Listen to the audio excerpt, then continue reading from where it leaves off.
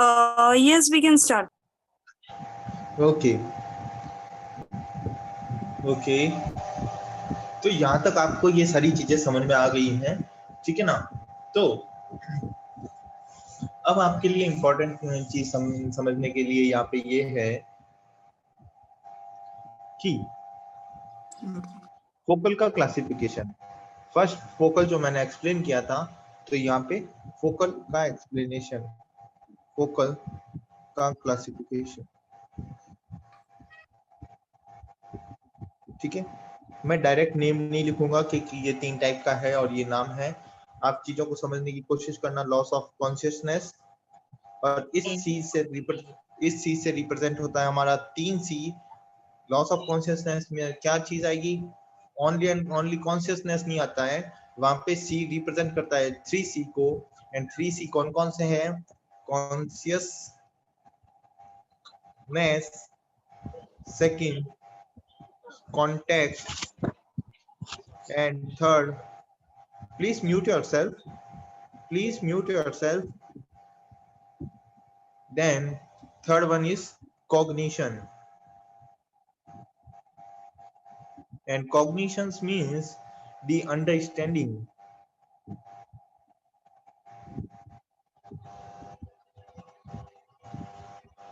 तो ये तो हुआ हमारा बेसिक कि हम LOC से क्या समझते हैं।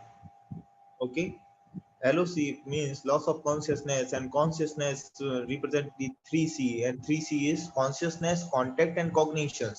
ओके, तो हमारे CNS में जो loss of consciousness होता है, इसका मतलब समझ में आया? Please mute yourself.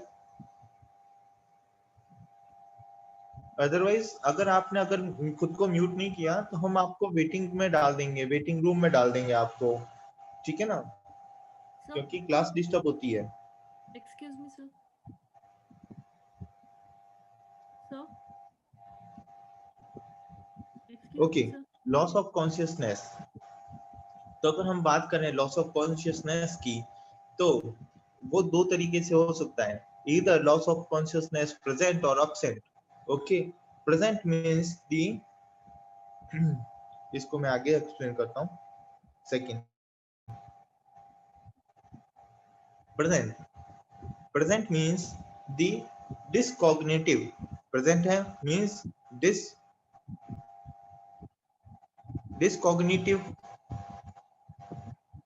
डिसकॉग्निटिव, okay. And absent है loss of consciousness means non dyscognitive. अभी ये आपको वर्ड नहीं लगेंगे, बट ये नए वर्ड क्यों लग रहे हैं आपको? बिकॉज जो फोकस सीजर्स के अंदर, फोकस सीजर्स का पुराना नाम मैंने क्या बोला था? पार्शियल सीजर्स बोला था ना। बट नाउअडेज हम क्या यूज करते हैं? फोकल सीजर्स वर्ड यूज करते हैं। तो इसी का क्लासिफिकेशन आपने अपने ग्रेजुएशन में पढ़ा होगा कि सिंपल पार्शियल सीजर्स, ये वर्ड पढ़ा होगा। सेकंड वर्ड पढ़ा होगा कॉम्प्लेक्स पार्शियल सीजर्स। तो डिसकॉग्निटिव को ही हम बोलते हैं complex partial seizures, and dyscognitive, non dyscognitive partial focus seizures को ही हम बोलते हैं सिंपल पार्शियल सीजर्स। तो अभी ये वर्ड डेफिनेटली यूज नहीं होते, उसकी जगह वर्ड कौन सा यूज होता है? डिसकॉग्निटिव एंड नॉन डिसकॉग्निटिव। अब आपको वर्ड समझ में आ रहे हैं? नॉन डिसकॉग्निटिव का मतलब क्या हुआ एंड डिसकॉग्निटिव मींस क्या हुआ, ठीक है। अब ये तो हुआ हमारा first type of the focal seizures and second classification का सेकंड टाइप। थर्ड टाइप कौन सा हुआ? थर्ड टाइप समझने के लिए आप यहाँ पे ध्यान से समझना। ये मेरा ब्रेन है एंड यहाँ पे मेरा क्या हुआ था? फोकल लीजन हुआ था, ठीक है। बट जनरल सेरिब्रल एडिमा की वजह से वो लीजन क्या हुआ? ब्रेन के अदर पार्ट में भी स्प्रेड हो रहा है इसी डायरेक्शन में। तो जो ये मेरा पेशेंट था जिसके केवल एक हैंड में अफेक्ट था जिसको हमने बोला था फोकल सीजर्स डेवलप हो रहे हैं। देन जैसे जैसे स्प्रेड होगा तो वो क्या होगा, डेफिनेटली लोअर लिम्ब में भी जाएगा, देन साइड वाइज भी जाएगा, देन अपवर्ड भी जा सकता है। तो फोकल से क्या हो गया, वो जनरलाइज्ड हो गया, फोकल से वो क्या हो गया, पेशेंट जनरलाइज्ड हो गया। तो यही थर्ड टाइप है। थर्ड टाइप को हम जानते हैं हमारे नाम से, focal seizure with secondary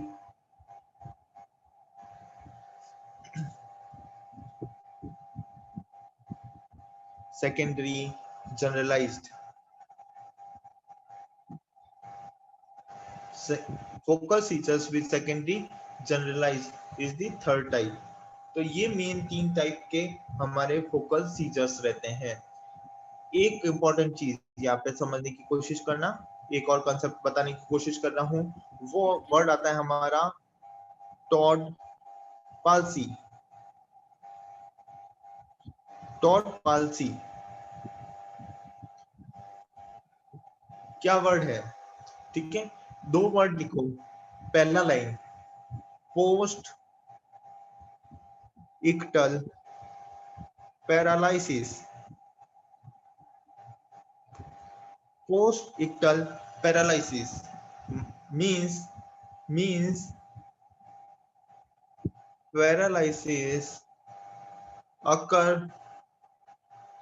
after the seizure over. मतलब सीजर खत्म हो गया उसके बाद में पैरालिसिस डेवलप हो रहा है, तो उसी को हम क्या बोलते हैं, पोस्ट इक्टल पैरालिसिस। एंड इसी को हम क्या बोलते हैं, टोड पाल्सी। आया समझ में? तो टोड पाल्सी से अगर एमसीक्यू आता है तो क्या लिखा हुआ होगा, post ictal paralysis, and post ictal paralysis seen in the option A Todd palsy, right answer. ठीक है, तो इसी तरीके से एमसीक्यू पूछा जाता है, इसी तरीके से हम याद रख सकते हैं अगर हमारे को वर्ड टू वर्ड एक्सप्लेन कर रखा हो। ठीक है, सेकंड चीज डॉट पॉलिसी के लिए मैं बता देता हूं कि ये क्या होते हैं, सेल्फ जिसको हम एज ए होम्योपैथिक डॉक्टर्स 100% बोल सकते हैं कि हम है ना, हमारी सेकंड बेस्ट रेमेडी कौन सी, प्लेसिबो देके सही कर सकते हैं, बिकॉज ये क्या होता है, सेल्फ रिकवरेबल। सेल्फ रिकवरेबल, तो टॉट पाल्सी क्या होती है, सेल्फ रिकवरेबल। तो अगर कोई भी पेशेंट आपके पास में टॉट पाल्सी का आता है तो डेफिनेटली उसको आप पीएल खिलाओ और सही कर दो। सेकेंड, एक वर्ड और लिखो, वर्ड है हमारे पास में जैक्सोनियन मार्च।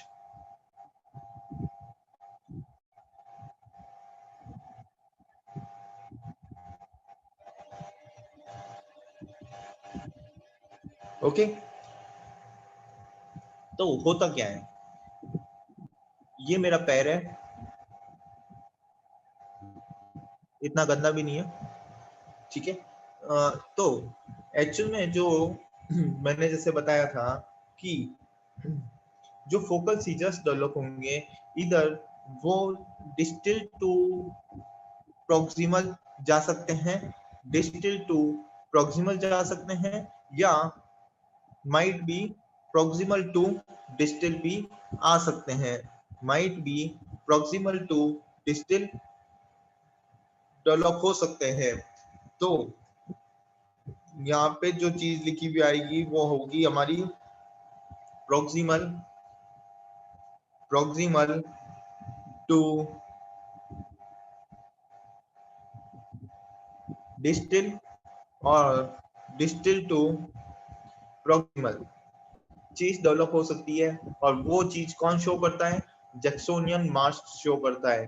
अब क्वेश्चन क्या डेवलप होता है, ये स्टार क्यों लगाया, यहाँ पे जो एमसीक्यू डेवलप होता है वो एमसीक्यू डायरेक्ट आता है, जैक्सोनियन मार्च किस में देखने को मिलता है, seen only and only in the focal seizures, because जो जनरलाइज्ड होगा तो उसमें एक साथ डेवलप होगा, वो प्रॉक्सिमल टू डिस्टिल या डिस्टिल टू प्रॉक्सिमल ट्रेवल नहीं करेगा। तो जैक्सोनियन मार्च किसको बोलेंगे, जो चीज डिस्टिल टू proximal या proximal to distal सर इसको स्प्रेड हो रहा है. Okay, sir hello. Sir please इसको एक और बार एक्सप्लेन कर दीजिए.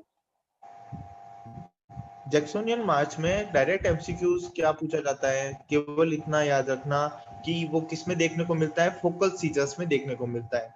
अच्छा, ये अगर मैं डायरेक्ट बोल देता तो आपको ये चीजें याद करने में मुश्किल होती, तो मैंने एक्सप्लेन करने की कोशिश की कि जैक्सोनियन मार्च किस में देखने को मिलता है, फोकल सीजर्स में. बिकॉज जैक्सोनियन मार्च किसको कहते हैं, इधर हमारा फोकल सीजर्स डिस्टल से स्टार्ट होके प्रॉक्सिमल तक जाए, स्प्रेड हो, या माइट बी प्रॉक्सिमल से स्टार्ट होके एंड डिस्टल तक स्प्रेड हो. ठीक है, तो कोई चीज पूरे पार्ट में अगर एक साथ फैली हुई है मींस वो जनरलाइज्ड है, तो वो तो ट्रेवल नहीं कर सकती ना. तो यहाँ पे डेफिनेटली कोई फोकस सीजर्स ही होगा, तभी तो वो प्रॉक्सिमल टू डिस्टल या डिस्टल टू प्रॉक्सिमल जाएगा. तो इसीलिए क्वेश्चन क्या पूछा जाता है, जैक्सोनियन मार्च कौन से टाइप के सीजर्स में देखने को मिलता है, आंसर इज फोकल सीजर्स.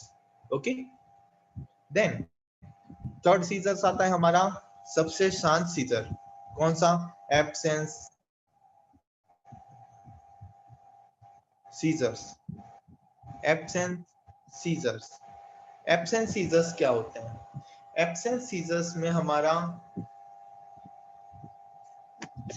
कि जो हमारा लॉस ऑफ कॉन्शियसनेस है वो प्रेजेंट रहता है, हमारे को पता रहता है, बट वो एब्रप्ट होता है, एब्रप्टली आता है. एकोनाइट कैसे काम करती है, एब्रप्ट होता है एंड लेस देन 30 सेकेंड्स के लिए रहेगा, लेस देन 30 सेकेंड्स. ये दो वर्ड अगर आपने याद रखे तो आपको एब्सेंस सीजर्स समझ में आया.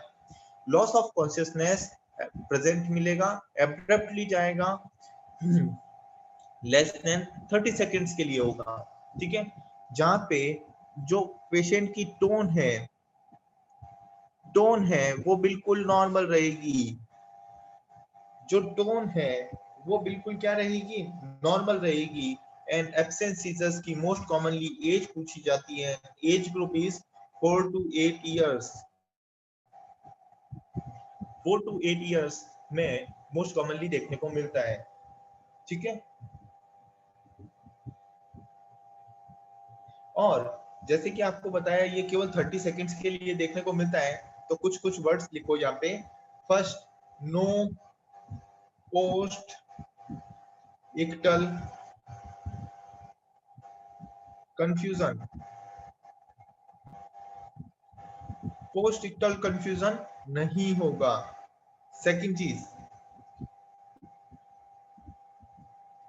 अब जैसे कि मैंने, please mute yourself.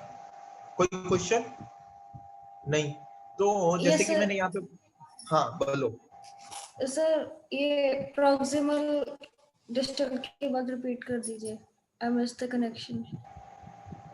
Okay, Jacksonian march के लिए मैंने ये बोला था कि जैक्सोनियन मार्च क्या रहता है कि फोकस सीजर्स में देखने को मिलता है. जैक्सोनियन मार्च में क्या पैटर्न देखने को मिलता है कि जो फोकस सीजर्स होते हैं वो किस तरीके से स्प्रेड होते हैं, इधर प्रॉक्सिमल टू डिस्टल स्प्रेड होगा या डिस्टल टू प्रॉक्सिमल स्प्रेड होगा. ठीक है ना.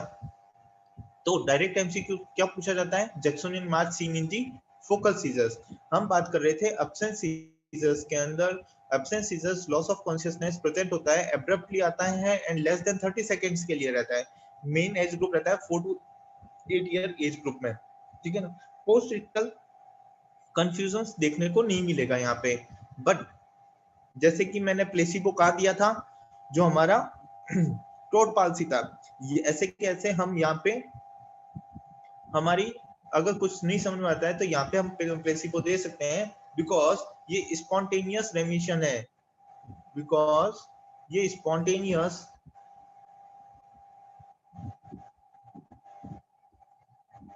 रेमिशन है. Okay, by the age of the 18 year.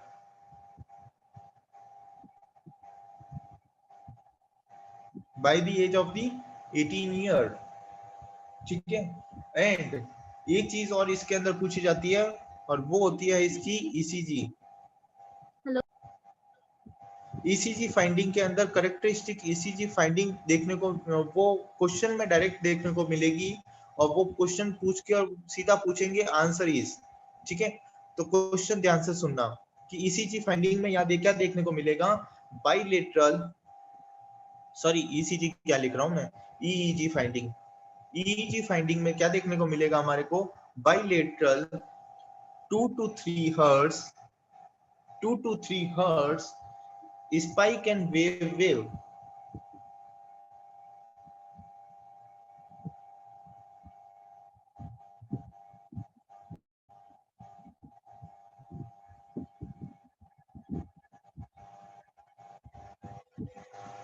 इस तरीके से 2 to 3 हर्ट्ज की स्पाइक एंड डाउन वेव देखने को मिलेगी और ये पैटर्न स्पेसिफिकली फाइंडिंग करता है हमारे एब्सेंस सीजर्स को। ये डेफिनेटली हमारे को डिफाइन करता है हमारे एब्सेंस सीजर्स को, ठीक है। एक वर्ड आता है हमारे लिए इंपॉर्टेंट, वो होता है एमटीएलई। एमटीएलई मींस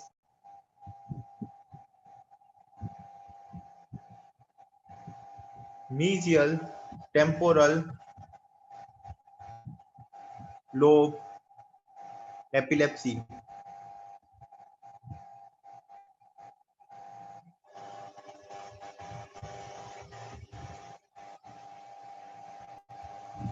इसमें देखने को क्या मिलेगा, इसमें देखने को मिलता है हमारा focal seizure with LOC, with LOC, ठीक है ना, जिसको हम क्या बोलेंगे, एक तरीके से क्या बोल सकते हैं, डिसकॉग्निटिव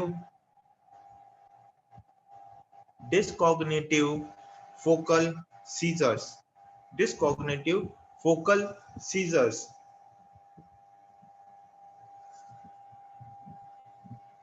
अच्छा, एक वर्ड पूछा जाता है, एक वर्ड क्या आता है, ये चीज क्यों मैं यहाँ पे एक्सप्लेन कर रहा हूँ, क्योंकि यहाँ पे हमारा एमसीक्यू आता है और एमसीक्यू क्या आता है, डीजावू, डीजाव्यू,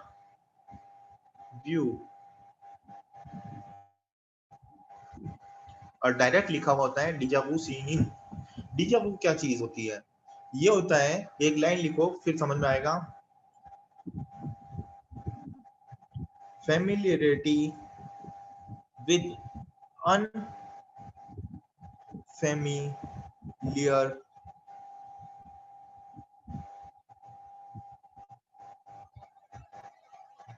surrounding। familiarity with the unfamiliar surroundings means वो कौन सी थी, बाला, बाला मूवी के अंदर जैसे कि हमारे को देखने को मिला था कि वो अक्षय कुमार बाला जो हिस्टोरिकल प्लेस पे चला जाता है और वहां पे जाने पे उसको लगता है कि मैं तो इस चीज से फेमिलियर हूँ, जबकि उस चीज उस सराउंडिंग से वो कभी भी फेमिलियर नहीं थे, ठीक है ना। तो अनफेमिलियर सराउंडिंग से फेमिलियर खुद को महसूस करना इस डीजावू। एंड डीजावू किस में देखने को मिलेगा, मीजियल टेम्पोरल लोब एपिलेप्सी में, ओके। अच्छा, एक जो चीज इसमें इमेजिन में एमआरआई में हमारे को देखने को मिलेगी वो क्या होगी, हमारे को enlarge temporal horns, enlarge temporal horns देखने को मिलेगा। एंड साथ में ही दो पैटर्न देखने को मिलते हैं यहाँ पे, एक तो एनलार्ज टेम्पोरल हॉर्न्स देखने को मिलेगा एंड सेकंड चीज क्या मिलेगी हमारे को, hippocampal sclerosis, hippocampal sclerosis main हमारे को इमेजिन में देखने को मिलता है। तो अगर गलती से अगर क्वेश्चन पूछ लेता है तो आपको पता होना चाहिए हमारे फाइंडिंग में हमारे को क्या देखने को मिलेगा, ठीक है। देन एक वर्ड आता है हमारा JME, JME means juvenile myoclonic epilepsy. Juvenile myoclonic epilepsy. Okay, जैसे ऑप्शन सीजर्स की एज बताई थी, तो यहाँ पे इसकी एज याद रखो, mainly early adolescence, early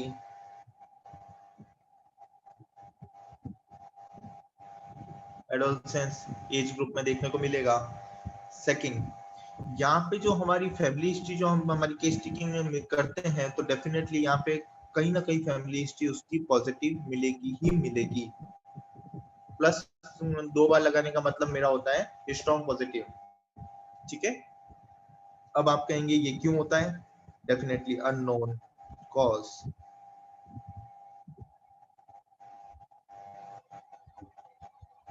unknown cause.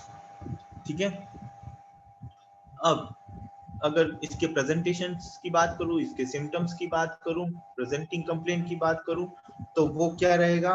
Bilateral myoclonic jerk,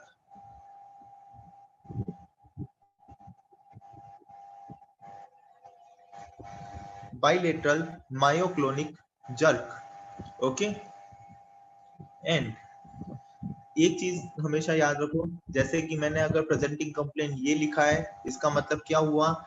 patient का मोस्ट कॉमन प्रेजेंटिंग सिम्टम और most common presentation. Okay,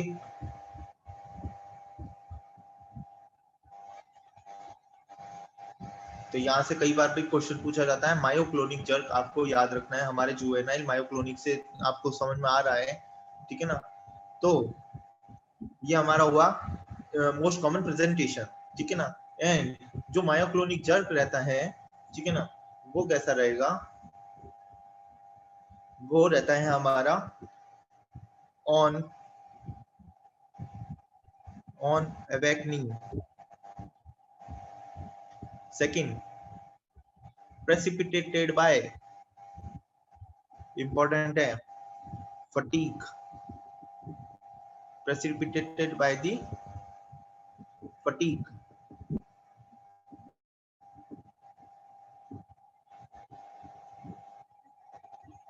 And precipitated by the alcohol। Okay, myoclonic jerk precipitated by the fatigue and alcohol। तो ये हुआ हमारा JME. जेएमई से इससे बार कभी भी क्वेश्चन नहीं पूछा जाएगा आपको, ठीक है? सेकंड एक वर्ड आता है हमारा स्टेटस एपिलेप्टिकस। कुछ समझ में आए या ना आए, यहाँ पे जो एमसीक्यू आता है इसकी डेफिनेशन से आता है, एंड डेफिनेशन को हम उस पैटर्न से नहीं समझेंगे कि मैंने ये पैराग्राफ लिख दिया और ये इसकी डेफिनेशन है। नहीं, डेफिनेटली नहीं। आप समझने की कोशिश करना। ये मेरे को सीजर आया, फर्स्ट सीजर हुआ, ठीक है? देन ये पोस्ट इंटरइक्टल फेज हुआ, देन सेकंड हमारा सीजर्स डेवलप हुआ।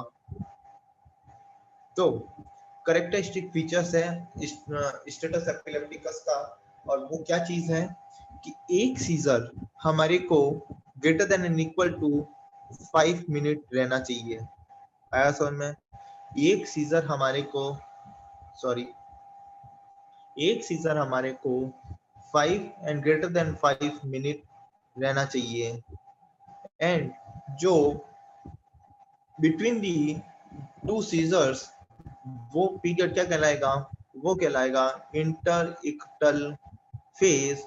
एंड इंटरइक्टल फेज में जो लॉस ऑफ कॉन्शियसनेस रहेगा वो कितने टाइम का रहना चाहिए? Greater than and equal to 30 minutes. That's it. अगर ये डायग्राम अगर आपको याद है तो इसका मतलब ये है कि आपको पोस्ट स्टेटस एपिलेप्टिकस अच्छे से पता है। स्टेटस एपिलेप्टिकस में यही क्वेश्चन पूछा जाता है, और इसी में 4 जो ऑप्शंस होते हैं, ए, बी, सी एंड डी, तो उनके अंदर वो चेंजेस कर देते हैं, कभी इसका टाइम पीरियड चेंज करेंगे, कभी इसका टाइम पीरियड चेंज करेंगे। ओके, तो आपको केवल ये डायग्राम पता होना चाहिए और आपको पता रहेगा हमेशा कि ये मेरे याद करने का फंडा है, ठीक है ना। तो स्टेटस एपिलेप्टिकस, तो यहाँ पे हमारा कंप्लीट होता है स्टेटस एपिलेप्टिकस। अब जो हम स्टार्ट करेंगे सीएनएस का मोस्ट इंपॉर्टेंट पार्ट, और वो क्या है, वो रहता है हमारा movement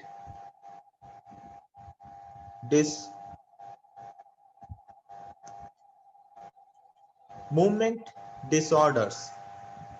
okay, just second.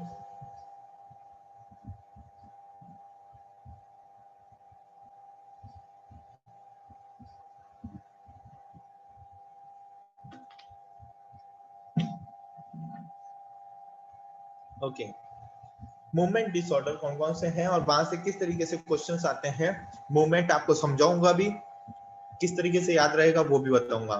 First movement disorder का नाम लिखो, एथेटोसिस। फर्स्ट नाम क्या है हमारे पास में, एथेटोसिस। ओके, अब एथेटोसिस क्या है, कैसे समझ में आएगा और कैसे हम याद रखें एथेटोसिस क्या चीज है। देखो, अगर मैं ना डायरेक्ट डेफिनेशन चलो एक बार लिख के बताता हूँ। Athetosis, what is athetosis? Is a slow sinus rhythmic breathing movement। अब ये तो हुआ जो बुक्स में लिखा हुआ है, बट हमारे को कैसे पता चले कि क्या ये एथेटोसिस है एक्चुअल। आप ये इमेजिन करो कि ये कोई बूढ़ा है जिसने मेरे से क्या मांगा है, मेरा मोबाइल मांगा है, ठीक है, ये रहा मेरा मोबाइल, ठीक है। अब इसका हैंड के मूवमेंट आप नोट करना, इसके हैंड के मूवमेंट कैसे होंगे। अगर ये ओल्ड एज का पर्सन है तो वो डेफिनेटली उसका क्या होगा, शेकी हैंड होगा। शेकी हैंड होगा तो वो किस तरीके से शेक करते करते, मूवमेंट करते करते, वो कहते हैं ना धूसते हुए हाथ से वो मेरे मोबाइल को ग्रैब करेगा, वो मेरे मोबाइल को डेफिनेटली ग्रैब करेगा, ठीक है। तो ये जो शेकी मूवमेंट से स्लो साइनस रीडिंग मूवमेंट जो हो रहा है, ये जो मूवमेंट हुआ इसी को हम क्या बोलते हैं, एथेटोसिस बोलते हैं, ठीक है ना। तो ये किस तरीके से सांप की तरह देखने को मिल रहा है, तो इसी 2 सेकंड प्लीज, एक बार मेरा टॉपिक क्लियर होने दो प्लीज। तो ये मेरे को किस तरीके से पैटर्न में देखने को मिल रहा है, ये मेरे को एक एज ए स्नेक मूवमेंट की तरह देखने को मिल रहा है। इसीलिए प्रीवियस बुक में आपको डेविडसन में ये वर्ड देखने को मिल जाएगा, क्राउलिंग, क्राउलिंग मूवमेंट। तो crawling movement and athetosis are the same thing. Okay, हाँ अब बताओ क्वेश्चन क्या है। सर ये इंटेंशनल ट्रेमर्स हैं? ये डेफिनेटली इंटेंशनल ट्रेमर्स नहीं है, ठीक है ना, बिकॉज यहाँ पे जैसे कि अभी मैं वही क्लियर कर रहा हूँ, आप 2 सेकंड ना ये मूवमेंट डिसऑर्डर कंप्लीट होने दो, ठीक है ना। देखो, athetosis, where is the lesion, ये क्यों हो रहे हैं, where is the lesion. Athetosis क्यों डेवलप होगा, बिकॉज हमारा ग्लोबस पैलिडस में लीजन है। तो डायरेक्ट एमसीक्यूज पूछा जाता है कि एथेटोसिस में लीजन कहां पे देखने को मिलेगा, MCQ globus pallidus. And globus pallidus को मैं ध्यान में रखता हूं कि यहाँ पे क्या है, दोनों के बीच में गैप था, तो डेफिनेटली हमारा गैप से याद रखूंगा, globus pallidus presented with the athetosis, globus pallidus presented with the athetosis. ये मेरा हुआ फंडा for athetosis. Okay, second word आता है हमारा कोरिया। सेकंड वर्ड होता है हमारा कोरिया। अब कोरिया वर्ड अगर मैं बाय डिफाइन डेफिनेशन अगर बात करूं वो है semi purpose disorder. Semi purposeful disorders जिसके अंदर वापस से आते हैं कि एक कोई पर्सन है जिसको मैंने मेरा मोबाइल लेने के लिए बोला, तो वो क्या होगा, वो मेरे पास में कैसे आएगा, ऐसे डांस करते करते आएगा, ठीक है ना, पूरा मूवमेंट करके और फिर पीछे की साइड से उस मोबाइल को ग्रैब करेगा, ठीक है। तो इसीलिए वो क्या कहलाएगा, dancing like movement, dance like movement. तो dance like movement seen in the chorea. तो कोरिया के कॉज क्या क्या हुए, तो आपको कुछ नहीं, केवल इतना सा लिखना है, Korea.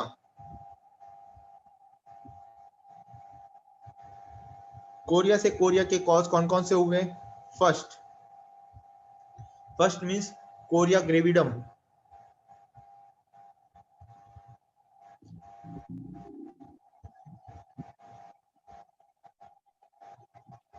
Second Huntington Korea,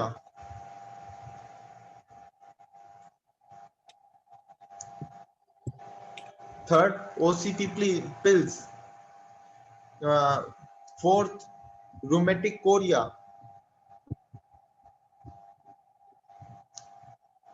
and rheumatic chorea seen in the Sydenham chorea.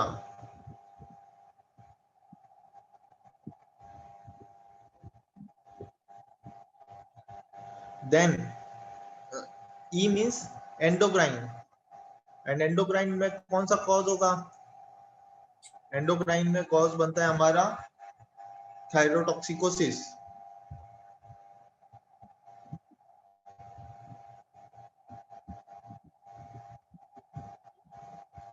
Then A means atherosclerotic plaque, senile plaque,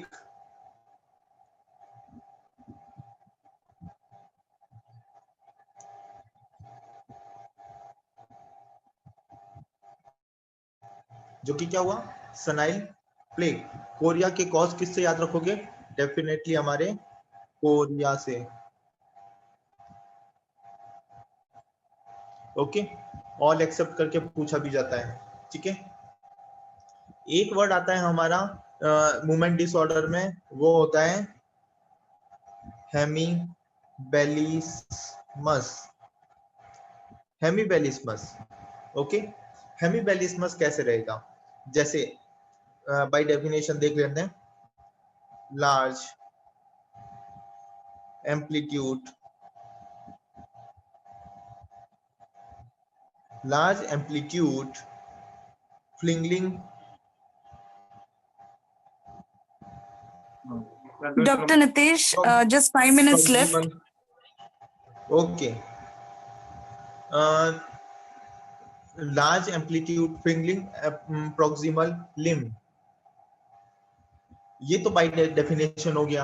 अब इस बाय डेफिनेशन को अगर आपको समझ में आए तो अच्छी बात, नहीं तो मेरा तरीका समझ लो कि किस तरीके से होता है, ठीक है। मान लीजिए अगर ये पर्सन है और ये सिंपली अपने चेयर पे बैठा है, ठीक है। अब बैठे बैठे अपने इस हैंड को, ठीक है, इस हैंड को जैसे कि हम हैंड रेस करते हैं, तो उस तरीके से वो क्या करे, सिंपली अपने हैंड को रेस करे, ठीक है, अनकॉन्शियसली, क्योंकि उसको नहीं पता, बट वो जस्ट इसको रेस करके एंड इमीडिएटली वापस अपने सेम पोजीशन में आ जाए, तो इसको कहेंगे large amplitude flinging proximal limb, okay. तो ये चीज होती है हेमीबेलिस्मस, ये चीज होती है हमारी हेमीबेलिस्मस। एंड हेमीबेलिस्मस में where is the lesion, where is the lesion, lesion seen in the subthalamic nucleus, subthalamic nucleus. And direct question पूछा जाता है हेमीपेलिस्मस, ये लीजन अगर हुआ तो कौन सा मूवमेंट डिसऑर्डर होगा, वो होगा हमारा hemiballismus. Just a second. Chorea, chorea में C represent for the caudate nucleus. Where is the lesion? In the caudate nucleus. And globus pallidus, okay, आया समझ में? Athetosis, globus pallidus, chorea, caudate nucleus and hemiballismus in subthalamic nucleus. That's it. तो अभी जो next जो class रहेगी, ठीक है, अगर आप कहें तो हम एक 15 मिनट्स का ब्रेक लेते हैं। ब्रेक के बाद में हम इसको CNS को कवर करने की कोशिश करेंगे। Is it okay? तो 15 मिनट्स मींस कि आप अपने पास में, okay, 3 PM rejoin again. Please rejoin using the same link at 3 o'clock. Okay.